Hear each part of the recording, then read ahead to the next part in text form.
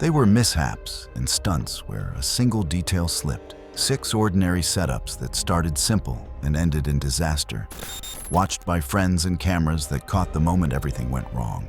The 6 most shocking Daredevil tragedies ever recorded. It was October 2nd, 2016, in Imperial County, California. A large square net hung 200 feet above a dry lake bed from 4 mobile cranes. A small jump plane circled overhead while the ground crew watched wind flags. Tyler Nash was a 29-year-old rigging technician from San Diego with over 800 jumps.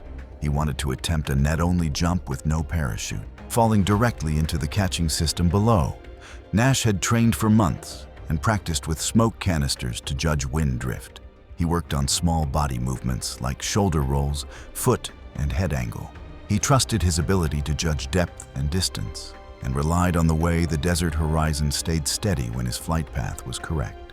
The setup on the lake bed was simple and easy to spot from the air. A 100 by 100 foot net was suspended about 200 feet above the ground from 4 mobile cranes, with a bright X marking the center. Below it, the impact zone was cleared of vehicles and equipment, and a medical unit staged nearby. The county had issued permits for the demonstration. The FAA was notified, and the sheriff's office posted a unit on the access road. At dawn, the flags barely moved. By mid-morning, the wind had increased to around 10 to 12 miles per hour and came a few degrees off the predicted direction. The flight path Nash planned assumed light wind from behind, but the crosswind grew stronger, pushing the flight line to the south. Nash rode up in the jump plane with a spotter and a cameraman. He wore an oxygen mask for the climb and a GPS logger. On the ground, spotters used wind flags and a handheld anemometer. The plan called for a stable belly-down fall to build speed, then a roll to head down in the last few thousand feet to adjust the line. While he was still in the plane, radio traffic stayed calm as the crew chief called out wind readings and suggested a wave off and reset if the crosswind drift looked wrong. Nash pulled off the mask seconds before exit. Nash exited the plane cleanly and held a steady position. As he fell, the crosswind pulled his flight path a few feet off center. He rolled slightly to correct his position, then rolled back. Spotters tracked his position against the center mark for the log. The net filled more of the camera frame as he got closer. In the final seconds, he came in high and moving fast. A spotter standing at the base of a mobile crane said Nash was slightly off target before he disappeared from view. He hit the edge of the net webbing, bounced outside the square, and fell through the gap beyond the frame. The impact zone team ran toward him.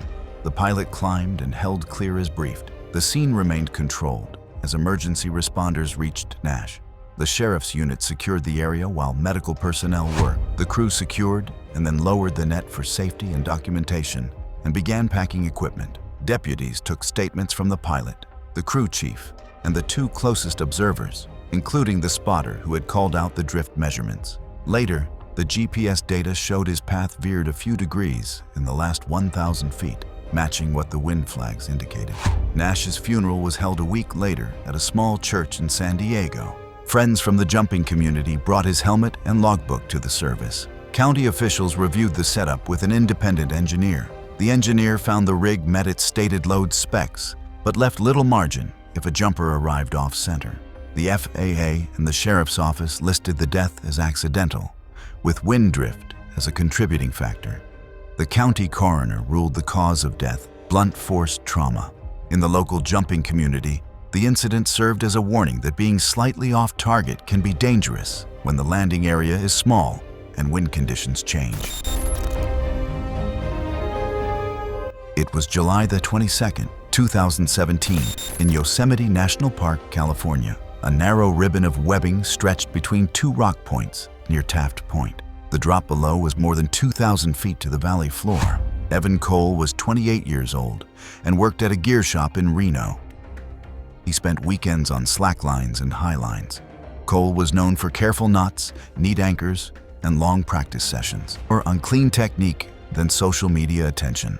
He kept records of each session in a spiral notebook. That morning, he wanted to make a clean walk across the line without safety ropes for the camera. At sunrise, A small crew set up a 1-inch line, about 120 feet long, across a gap near the overlook, under park guidelines with required permits.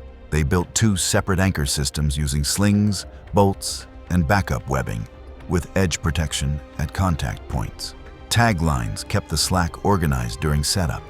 Most walkers attached a safety leash. Cole chose to go without one. Tourists began arriving as the sun came over the ridge. A park map sign moved slightly in a breeze that came and went. A handheld wind meter at the setup showed 6 to 10 miles per hour with occasional stronger gusts.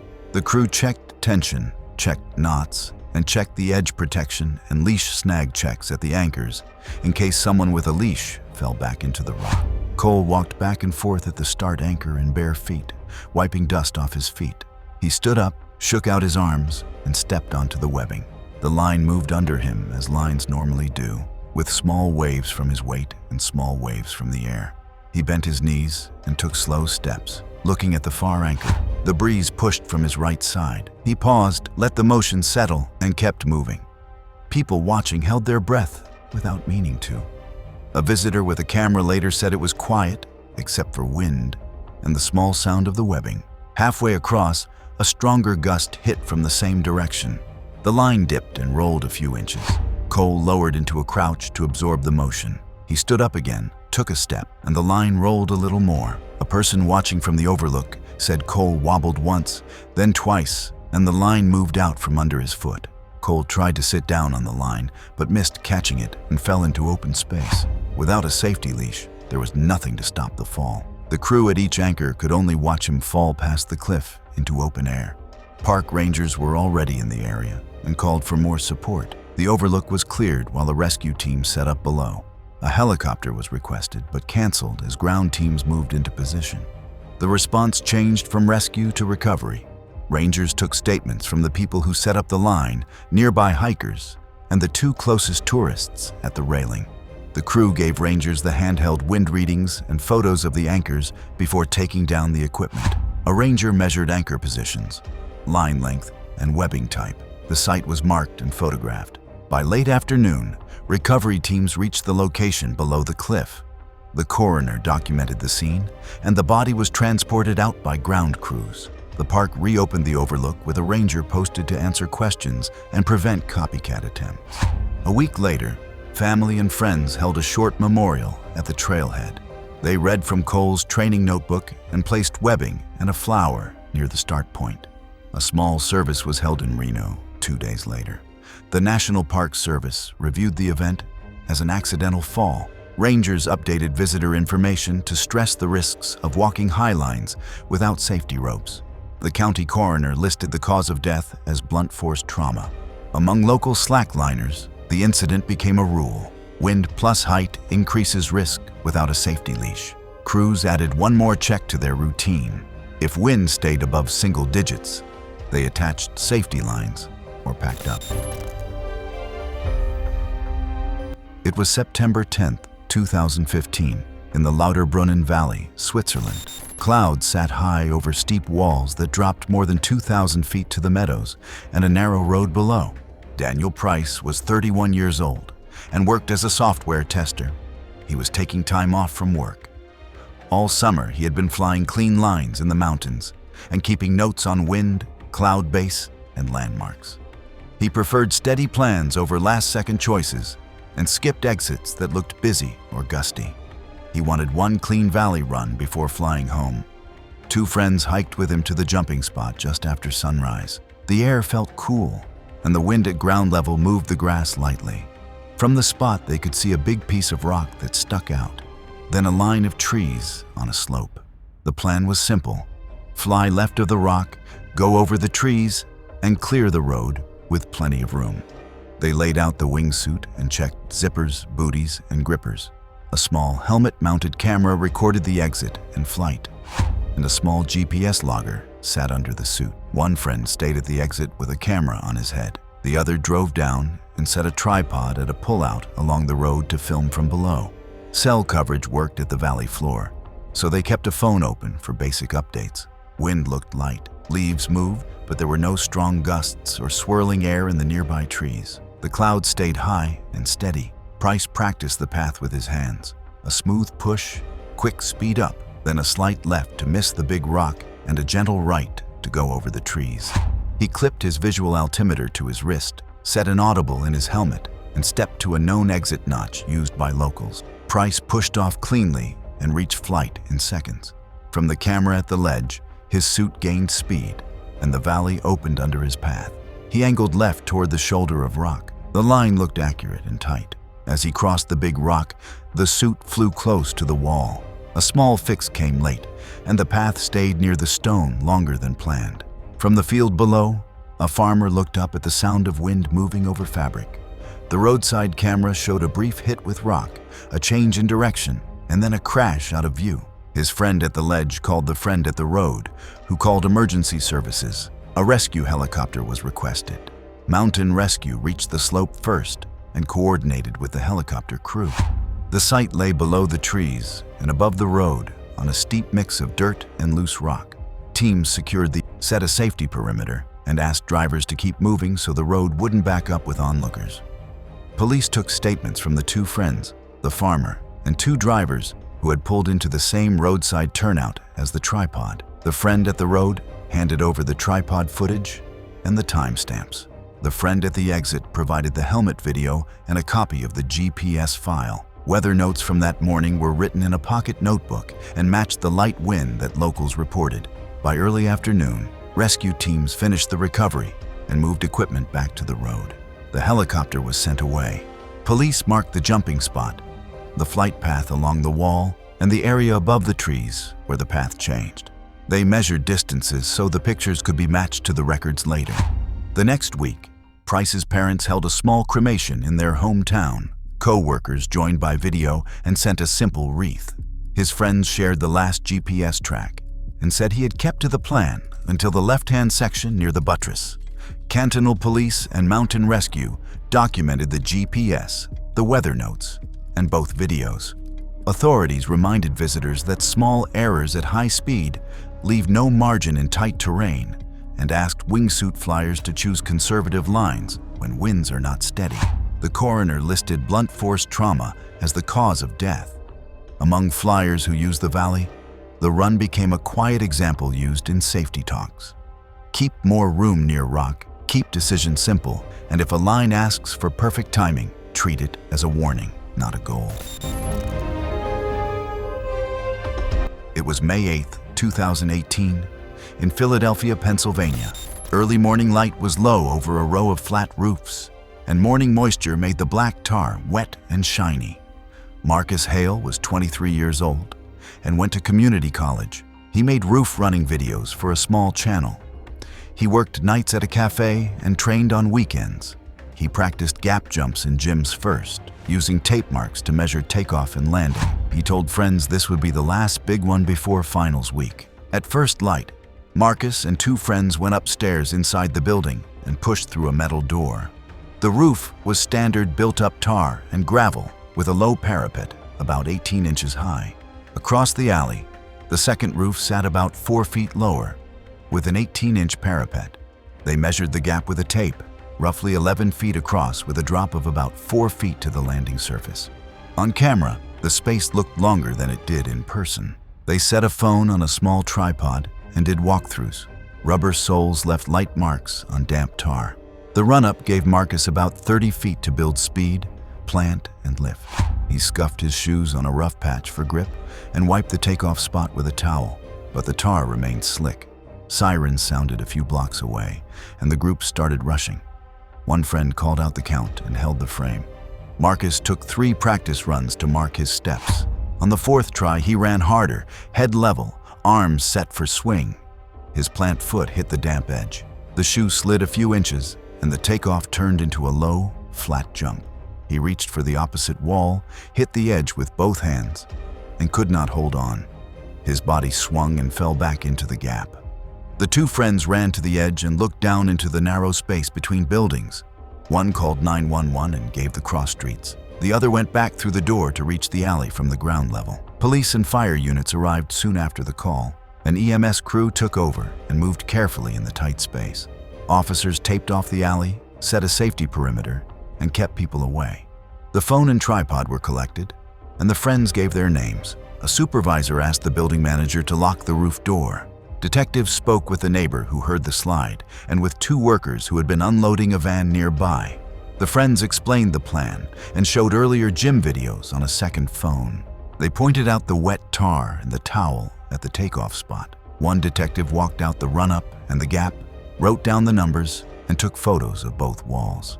By mid-morning, investigators finished their scene work. The coroner later listed blunt force trauma as the cause of death. Officers cleared the alley and returned the block to regular traffic. Building management replaced the temporary door latch with a lock and posted a notice warning against unauthorized access. The funeral took place that weekend at a neighborhood church, and the seats were full. His coach from the gym spoke for a few minutes about caution and skill. Police treated the case as a trespass-related accident with no sign of foul play.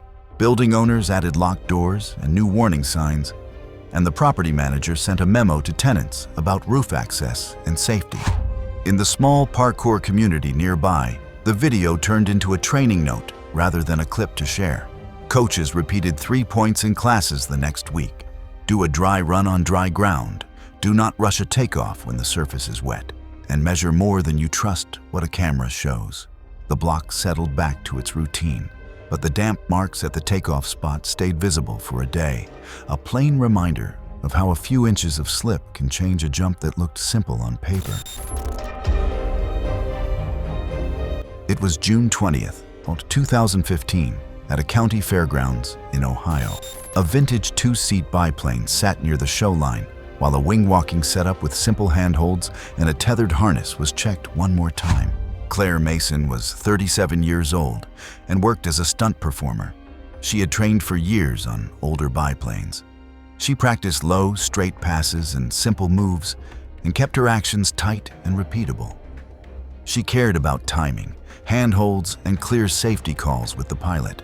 The pilot that day had the proper ratings and was known among show crews for smooth, steady controls. Mid-afternoon heat pushed temperatures near 90 degrees Fahrenheit, which means the hot, thin air makes wings and engines work less well. A large crowd lined the fence. On Claire's signal, the pilot brought the biplane down the runway for a flat pass to check power and control, then set up for the move that showed her moving from the center section toward the right wing. Before the move, the crew checked radio connections, safety rope clips, and hand signals. A light breeze moved across the field at about 6 to 8 miles per hour. The pilot began a climb to give room, then started a shallow turn so the crowd could see Claire's movement from the side. The airplane's nose came up as the speed dropped for the act. Claire stepped from the center post to the right wing area she had practiced many times. The pilot held a very slight bank and added power, but the hot air meant there was less lift than on cooler days. From the fence line, the airplane looked slow and nose high, with the upper wing blocking part of the body from view. A person with a video camera near midfield said later the plane stalled, then dropped like a door. The biplane shook, rolled toward the field, and came down in a steep path from a few hundred feet above the ground. The right wingtip hit first, followed by the nose and lower gear. A brief spray of dirt and parts marked the impact spot, inside the safety area and well away from the crowd. Show staff waved people back and used cones to widen the clear zone while emergency crews moved in. Fire and EMS units from the fairgrounds detail reached the site within moments. Fuel and battery switches were made safe, and fire equipment stood by as medics checked both people. Deputies and air show operations staff pushed the crowd line back and suspended the show. The field was closed and a temporary command post was set up near a hangar. Deputies took statements from witnesses, including the person with the video camera and photographers. The show's safety officer provided the pilot's paperwork and aircraft registration. A weather printout showed the temperature and pressure readings that explained the higher density altitude. By late afternoon, the coroner documented the scene and arranged transport. The wreckage was marked and guarded overnight. The next morning, investigators took custody for detailed examination, beginning with the engine, propeller, and controls. In the days that followed, they gathered engine data, maintenance logs, pilot records, and weather information. Video from several angles was also reviewed, with the focus on airspeed management and climb performance in the afternoon heat. The coroner listed blunt force trauma as the cause of death for both people. A joint memorial honored both Claire and the pilot at the airfield the following weekend. Flowers were placed at the edge of the runway. Aviation officials paused low-altitude stunt waivers at the venue and reminded airshow organizers to factor density altitude into show routines on hot days. It was April 16, 2018, near Page, Arizona. A plywood takeoff ramp faced a narrow desert cut in the ground made of hard clay and sand. Ryan Cole was 35 years old and worked as a mechanic. He built bikes in his garage and rode at local stunt nights. He measured ramps with a tape-in level, marked run-ups with chalk, and checked engine settings twice before shows. He told friends this one was a short gap for the hometown crowd. His partner had warned him about the wind that morning. The cut in the ground was roughly 12 feet deep and about 30 to 35 feet across. The takeoff ramp stood about 4 feet high, built with lumber and covered with plywood. Across the gap, a landing pile of packed dirt rose a few feet above the far bank. A friend set up a camera on the landing side. By late morning, gusts pushed dust across the run-up. A handheld meter showed about 10 miles per hour with higher crosswind gusts. Ryan walked the run-up and wiped the ramp face with a towel, but fine dust and grit remained. He marked his steps with chalk, then rolled the bike back to a mark that gave him about 120 feet of run-up. He did 2 speed checks, rolling on and off the gas to feel the pull. The engine sounded clean on the straight, but coughed once when he revved at the bottom of the ramp. He pointed at the engine part, made a quick mixture change, and took one more pass. Sirens sounded from the highway, a mile away. The friend on the pile called that the camera was ready. Ryan went around, lined up, and opened the gas. The bike went straight on the hard ground. At the bottom of the ramp, he gave a final gas boost. The motor hesitated. The front wheel dipped as speed fell short. He reached the edge. The bike hesitated again, and the jump went flat. A security guard from a nearby business said later it sounded wrong at takeoff, like it lost breath. The front wheel hit the far edge of the cut. The bike tipped forward and fell into the cut. A dust cloud rose from the bottom. The friend on the pile ran to the edge and called 911, giving mile markers and a nearby crossroad. The guard moved cars back and kept people behind the cones. A deputy arrived first, followed by a fire unit and EMS. Crews went down into the cut with a backboard and secured the scene. The deputy noted wind conditions, ramp location, and distances with a laser measure. Investigators photographed the ramp face, chalk marks, and tire tracks. They measured the gap at 33 feet from edge to edge and recorded the run-up length and ramp height. The friend provided the camera card. The guard gave his statement. The deputy spoke with Ryan's partner, who confirmed the earlier warning about wind. After EMS confirmed fatal injuries, the coroner was notified. By early afternoon, the scene was cleared. The coroner documented the location and arranged transport. The deputy tagged the ramp and the bike as evidence and then released the scene to the property owner. A teardown of the motorcycle at Ryan's garage found a lean condition at throttle tip-in, matching the bog witnesses heard at the ramp. The cause of death was listed by the coroner as blunt force trauma. The funeral drew riders from 3 towns. His partner spoke briefly about patience and leaving projects unfinished. Deputies cited members of the crew for trespass and unsafe assembly on private land. The county later issued guidance on event permits and placed barriers to block access to that cut for future stunts. Within the local riding scene, the video became a training note rather than a clip to share. Riders repeated 3 points the next week. Test throttle response underload. Do not launch with dust on the face. And call it off if wind hits double digits with gusts. Thanks for watching. But remember, every climb, every jump carries its own cost. Click the next story if you're ready to witness another final ascent.